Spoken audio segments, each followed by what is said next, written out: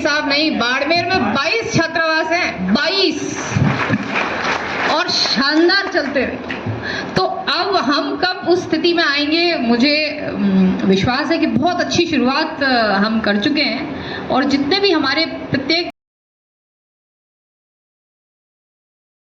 मेरे युवा साथी, माताएं, बहनें, सम्मानित मंच, जिसे मैं 2 शब्दों के साथ अपनी बात शुरू करूंगी कि ले मशाले चल पड़े हैं लोग मेरे गांव के, अब अंधेरा जीत लेंगे लोग मेरे गांव के। तो बहुत वर्ष पहले भी मैं यहाँ पे मतलब आ रही हूँ यहाँ पे हमारे प्रतिभा सम्मान समारोह में, पर इस बार जो भव्य गेटअप है उसका जो पूरा टीम है उनको बहुत बहुत बधाई, बहुत बहुत साधुवाद। और हम सब तो इतने सद्भागी हैं कि हम तो सिर्फ इस कार्यक्रम में आप सब अपना अमूल्य समय देकर आए हैं समाज के लिए, बहुत बड़ी बात है। पर मैं व्हाट्सएप के माध्यम से देख रही हूँ कि रात रात तक सर्टिफिकेट लिखने का काम, सज्जा का काम और फ़ोन करने का काम, तो उसके लिए मैं आदरणीय डॉक्टर साहब शंकर जी, अर्जुन जी और पूरी टीम के साथ साथ मेहराम जी नंगवाड़िया जी, हरदेव जी गारू जी, धनजी खोजा जी ट्रीमैन, देवकरण जी चांगल, हनुमान जी फूलफगर और प्रेम जी बुगासरा साहब और जोधा राम जी जाजड़ा, इनके लिए जोरदार तालियां, क्योंकि हम सब अपने अपने जीवन में व्यस्त हैं। किसी के पास समाज के लिए, समाज कल्याण के लिए समय है तो वो बहुत साधुवाद और बहुत पुनीत कार्य है, जिसका हम शब्दों में जो हमारा धन्यवाद है वो इन सभी महानुभावों को हम ज्ञापित नहीं कर सकते। एक चीज़ जो मुझे लगी आज के कार्यक्रम में कि ये महिला शक्ति और जो हमारी बालिकाएं हैं, मेरी इच्छा है कि अगला जो कार्यक्रम हो उसमें सम्मान लेने वाली बालिकाएं की संख्या जो है वो बालकों से कहीं अधिक हो। और धीरे धीरे ही सही नागौर में शिक्षा के क्षेत्र में जागृति आ रही है। और मेरा जो गांव है वो यहाँ से 40 किलोमीटर दूर खजवाड़ा है, वहाँ से है, और मेरे ननिहाल से भी आए हुए हैं, बोडवा से सीरी जी और सभी, तो सबको प्रणाम। पर मेरा जब सिलेक्शन हुआ 2005 में, तो आप ये देखें कि इतने वर्ष हो चुके थे आज़ादी के, उसके पश्चात भी मैं प्रथम महिला थी समाज से जिसका IAS में चयन हुआ। और हर्ष का विषय यह है कि उसके बाद इतने लोग आ गए कि मौका मिलने पर यदि गांव के किसी बच्चे को समय पर मौका और गाइडेंस दोनों मिलती है तो कोई कारण नहीं कि वो बड़ी ऊंचाइयां छू सकता है। तो ये पुनीत कार्य छात्रावास की सभी प्रबंधन समिति कर रही है, उसके लिए मेरे को बहुत बहुत साधुवाद।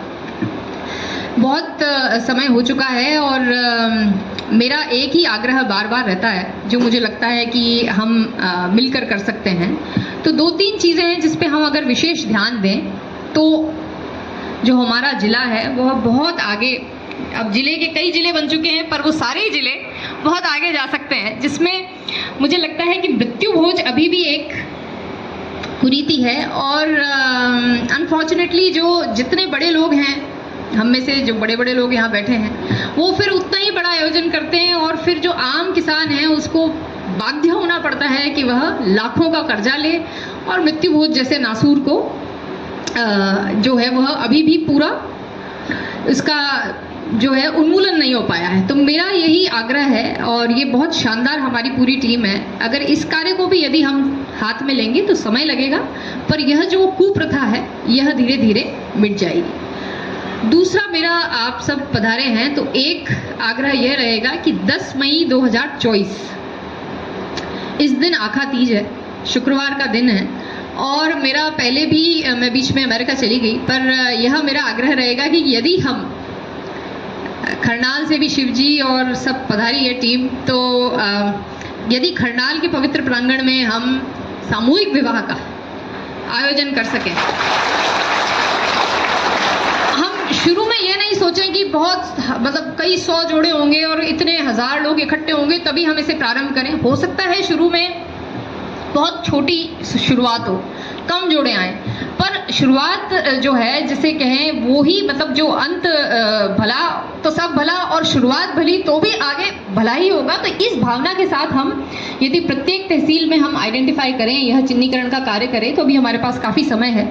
और इस आखा तीज के शुभ अवसर पर सामूहिक विवाह का कार्यक्रम ये मेरी करबद्ध प्रार्थना रहेगी हमारे अति जो से कहते हैं उत्साहित और अति हमारे एक्टिव डॉक्टर शंकर जी और पूरी टीम को, वो इस कार्य को कर सकते हैं और इस कार्य को लिया गया। तो जैसे मैं आपको एक उदाहरण दूं कि अकेला व्यक्ति क्या उसकी करने का क्या सामर्थ्य है। तो हमारा जो जिला है उसमें बारिश कम है, पानी है नहीं, यदि हम वृक्ष घर में भी लगाएं गार्डन में तो भी उसके चलने की संभावना न्यून रहती है। पर ऐसी स्थिति में भी धनजी यहाँ विराजे हैं, धनजी खोजा साहब, आप खड़े होकर इनके दर्शन करें, क्योंकि ये इन्होंने खरनाल में इतने वृक्ष लगाए हैं और यहाँ से खरनाल जा कर पेड़ लगाना और उनको जिंदा रखना, ये दोनों बहुत पुनीत कार्य हैं। तो ये एक उदाहरण है हमारे पास कि एक व्यक्ति क्या कर सकता है। जरूर इनके साथ बहुत सारे लोग जुड़े हैं धीरे धीरे, पर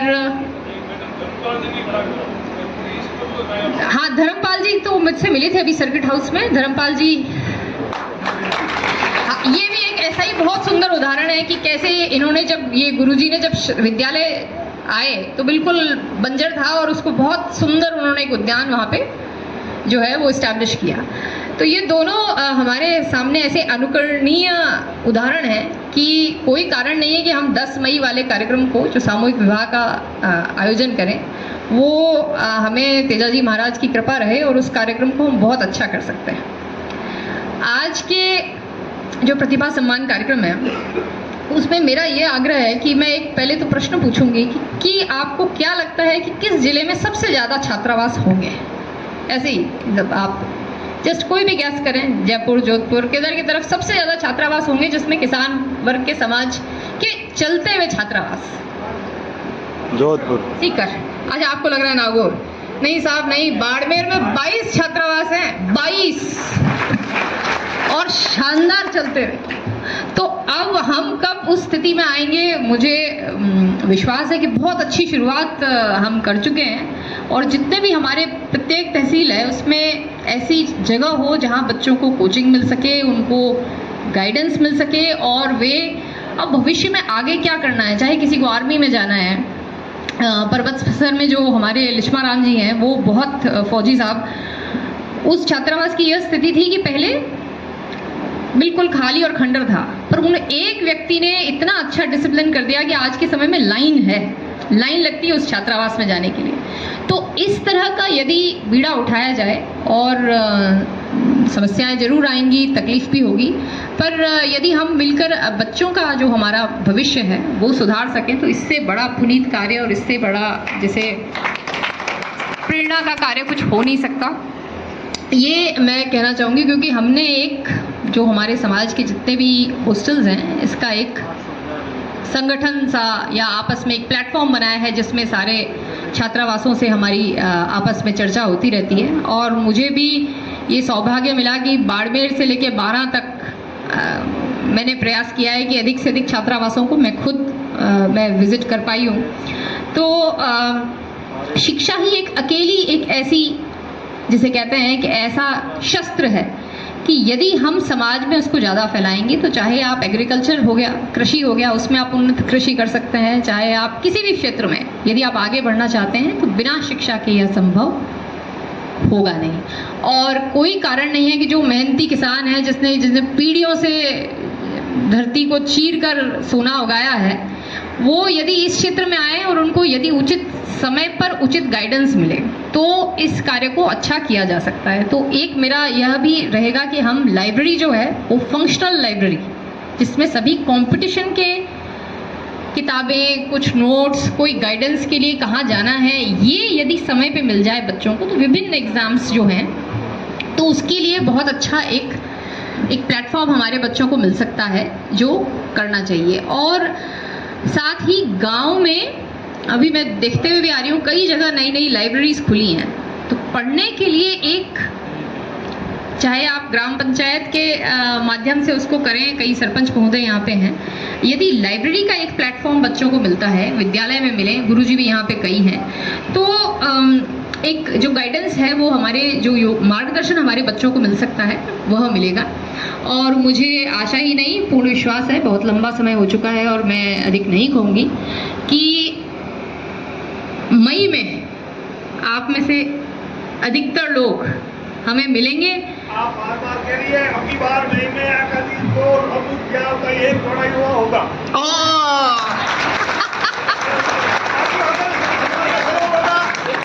बाकी समाज का सेवा होगा, अन्य को जोड़े होंगे, परंतु एक जोड़ा होगा। अरे बहुत बढ़िया, बहुत बढ़िया। ये मेरा हमने तोड़िया। तो बड़े महानुभाव समाज के यहाँ बैठे हैं, और यदि आप सबका आशीर्वाद रहेगा, सहयोग रहेगा, तो इस कार्य को हम बहुत आगे ले जा पाएंगे। आप सबने मुझे वीर तेजा जी की इस पवित्र स्थली पर मुझे याद किया और इस कार्यक्रम में मुझे आकर बोलने का यह मौका दिया, इसके लिए मैं तहे दिल से बहुत बहुत आपका धन्यवाद। जोरदार एक बार तालियां हो जाए। पहली बात तो मौका आपको दिया ही नहीं, आपने मौका ले लिया नतमल जी का हक मारते हुए। चलो कोई नहीं, अभी हमने आपका स्वागत ही नहीं किया। भूपेश जी से आग्रह है कि मैडम साहिबा का जो है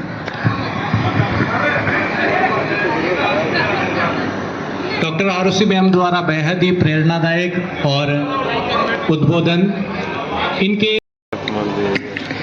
आज नागौर में आयोजित इस प्रतिभा सम्मान समारोह के कार्यक्रम में जयपुर से पधारे हुए मुख्य अतिथि हमारे बहुत ही सम्माननीय आदरणीय श्रीमती आरुषि अजय मलिक साहिबा। ये वैसे प्रोटोकॉल के हिसाब से मैम ने जब कह दिया तो सारी बातें इसमें आ गई है, लेकिन फिर भी शंकर जी ने और कहा है जिस प्रकार समन्वय समिति चाहती है। सर्वप्रथम मैं इस कार्यक्रम में पधारे हुए समाज के और नागौर जिले के और आसपास के गांवों से पधारे हुए सभी बुजुर्गों का, सम्मानीय आदरणीय सभी सदस्यों का, माताओं का, बहनों का, युवा साथियों का, मीडिया बंधुओं का बहुत बहुत स्वागत करता हूं। और चूँकि प्रतिभा सम्मान समारोह ऐसे छोटे छोटे कार्यक्रम होते हैं जिनसे जिन बच्चों ने मेहनत की होती है उनको इस प्लेटफॉर्म के माध्यम से नवाजा जाता है, और इससे उन बच्चों का भी और उनके परिवार वालों का भी हौसला अफजाई होती है, मान सम्मान होता है, और एक मोटिवेशन मिलता है कि अगर हमने 10वीं में, 12वीं में या सरकारी नौकरी अगर प्राप्त की है तो भविष्य में भी हम कुछ अच्छे कार्य करें जिससे अलग अलग प्लेटफॉर्म पे अपने को जाने का और मान सम्मान प्राप्त करने का भी मौका मिले। आज के इस कार्यक्रम को शंकर जी ने जिस प्रकार वक्ताओं को बुलाया और कर्नल बलदेव जी ने, आदरणीय RS राजस्थान प्रशासनिक सेवा के हमारे रिचपाल जी ने, सुखराम पिंडेल ने, सोवन जी ने, सभी ने, रमेश ने भी, सब लोगों ने जितनी अच्छी बातें बताई है, तो इस कार्यक्रम को एक चिंतन शिविर में बदल दिया। और जिस प्रकार की समाज के लिए अच्छी बातें बताई है, मैं चाहूँगा कि अपन सब लोग मिलकर के थोड़ा थोड़ा भी अगर इसको आजमाएंगे, प्रयोग में लाएंगे, धीरे धीरे बदलाव आएंगे, तभी जाकर के आने वाले वक्त में जो है निश्चित तौर पे बहुत बड़े बदलाव अपने को देखने को मिलेंगे। सबसे पहले जो युवा साथी जिन्होंने 10वीं और 12वीं में और कॉलेज की शिक्षा में भी अच्छे अंक प्राप्त किए हैं, मैं आपको बहुत उज्जवल भविष्य की शुभकामनाएं देता हूं और निवेदन करना चाहूँगा आप सबसे कि आपकी तरह ही सामान्य पढ़ाई करके अगर सभी लोग और मैं भी भारतीय प्रशासनिक सेवा जो सबसे प्रतिष्ठित सेवा है इस देश की, वहाँ तक हम पहुँच सकते हैं, तो आप लोग निश्चित तौर पे पहुँच सकते हो। परिवारजन और अभिभावक जो साथ में आए हुए हैं, उनसे मेरा निवेदन है कि समय बहुत तेज़ी से बदल रहा है। अपने बच्चे जो भी हैं, आपके बच्चे हैं, आपके पोते दोते, जो भी परिवार में बच्चे हैं, जो नई जनरेशन है, उनके डेवलपमेंट में हम लोगों को समय इन्वेस्ट करना पड़ेगा, पैसा इन्वेस्ट करना पड़ेगा। आज अगर हमने ध्यान दिया तो आने वाले समय में ये बच्चे जो हैं वो हमारे लिए एक बहुत ही अच्छा उदाहरण बनेंगे। कर्नल बलदेव जी ने भी एक शब्द इस्तेमाल किया था, मानव संसाधन बनाना पड़ेगा। आज के समय में जनसंख्या या हमारी संख्या जो है वो इतनी मैटर नहीं करती है, बशर्ते कि अगर उस व्यक्ति को हमने काबिल बना लिया कि कल चाहे वो 5% सरकारी नौकरी में आए या 95% अन्य कामों में भी लग करके अगर उसने अपनी ज़िंदगी को सफल बना लिया, स्किल प्राप्त कर ली और उसने अपने परिवार को पाल लिया, तो ये भी अपने आप में इस राष्ट्र के निर्माण में बहुत बड़ा सहयोग होगा। समाज के कार्यक्रम से समाज के मौजूद लोगों को एक प्लेटफॉर्म मिलता है जिस पे वो सामान्य चर्चा करते हैं, लेकिन हमें ये भी मानना चाहिए कि चाहे चुनावी कारण से या अलग अलग सोचने की वजह से भी हमें दूसरे समाजों से भी बहुत अच्छी सहानुभूति, एक मेल भाव, मेल जोल और एक दूसरे का सहयोग करते हुए आगे बढ़ना चाहिए, क्योंकि हर व्यक्ति जो है, हर स्तंभ जो है समाज का, वो अपनी अपनी अलग मेहनत करता है। और आज के समय में भी मेहनत करने वालों के लिए संभावनाओं की और भविष्य में आगे बढ़ने की किसी प्रकार की कोई कमी नहीं है। कमी है तो सिर्फ और सिर्फ बहुत अच्छी मेहनत करने की और उस मेहनत को लगातार करने की जो है वो रहेगी। मैं आप पुनः इस कार्यक्रम के माध्यम से आप सब युवा साथियों से अनुरोध करूंगा कि जो सपना आपने सोचा है, पेरेंट्स ने सोचा है, गुरुजनों ने सोचा है, उस तरफ आपको लगातार अपनी मेहनत करनी है, हारना नहीं है, थकना नहीं है। अगर एक बार में या 2 बार में सफलता नहीं मिलती है तो उस कार्यों में अपने को फिर भी और अधिक ऊर्जा के साथ नए अटेम्प्ट की तरफ हमें बढ़ना है। राजकीय सेवा में जो युवा लगे हैं वो इस सेवा से संतुष्ट नहीं हो। अगर शिक्षक बने हैं, ग्राम सेवक बने हैं, कृषि पर्यवेक्षक बने हैं, कुछ भी बने, ये आपकी मेहनत और ईश्वर के सहयोग से आपको एक फल है, लेकिन ये बहुत छोटा है। अभी आपको रुकना नहीं है। राजकीय सेवाओं में उच्चतर स्तर की तरफ आपको लगातार बढ़ते रहना है और ये संभव है लगातार आपकी मेहनत से। हमारी मिर्जा छात्रावास से भी और यहाँ से भी जो लगातार परिणाम मिल रहे हैं वो बहुत ही प्रोत्साहन करने वाले हैं। तो मैं अगेन पूरी कमेटी को और सभी संरक्षकों को जो लगातार अपनी ऊर्जा, समय और संसाधन दे रहे हैं, उनकी बदौलत इस प्रकार के परिणाम देखने को मिल रहे हैं। और मैं चाहूँगा कि जिस प्रकार से भी हम सब लोग सहयोग कर सकते हैं, हमेशा आगे हैं। छोटा सा एग्जाम्पल, मैम ने रिक्वेस्ट किया कि हम सामूहिक विवाह करना चाहते हैं और गोदारा परिवार ने अपने खुद से वो उदाहरण देते हुए उस चीज़ को आगे बढ़ाया। और जब तक आका तीज का वक्त आएगा तो मुझे पूरा विश्वास है कि हमारा इतना बड़ा समाज है, इतने लोग हैं और संपन्न और सक्षम लोग हैं, सब लोग इसमें आगे की तरफ बढ़ेंगे। तो छोटी छोटी बातें जो सामूहिक विवाह, मृत्यु भोज पे रोक, इन चीज़ों की तरफ हमें धीरे धीरे आगे बढ़ना है ताकि आने वाले समय में हम समाज में एक बदलाव देख सकें। और निश्चित तौर पे जब इतनी डिटेल में बताया गया कि इन चीज़ों के, सामूहिक विवाह के फायदे कितने हैं और मृत्यु बोझ, एक गांव में 10 मृत्यु बोझ को रोकने से जो फायदा हो सकता है, वो कर्नल साहब ने बहुत ही डिटेल में बताया था। तो मैं भी आप सबसे अनुरोध करूंगा कि हमें इस मुहिम में लगातार जुड़ते रहना है। जितना हम लोग सपोर्ट कर सकते हैं वो करें। आज का कार्यक्रम शंकर जी आप सब लोगों के नेतृत्व में, पूरी समन्वय समिति के पदाधिकारियों के सहयोग से और सभी समाज के प्रबुद्ध जनों के सहयोग से बहुत ही शानदार कार्यक्रम रहा। पुनः मैं इस पूरी कमेटी को और समाज के प्रत्येक व्यक्ति को जिन्होंने प्रत्यक्ष और अप्रत्यक्ष रूप से अपना सहयोग दिया है, बहुत बहुत आभार, धन्यवाद। बहुत बहुत धन्यवाद नथमल जी साहब।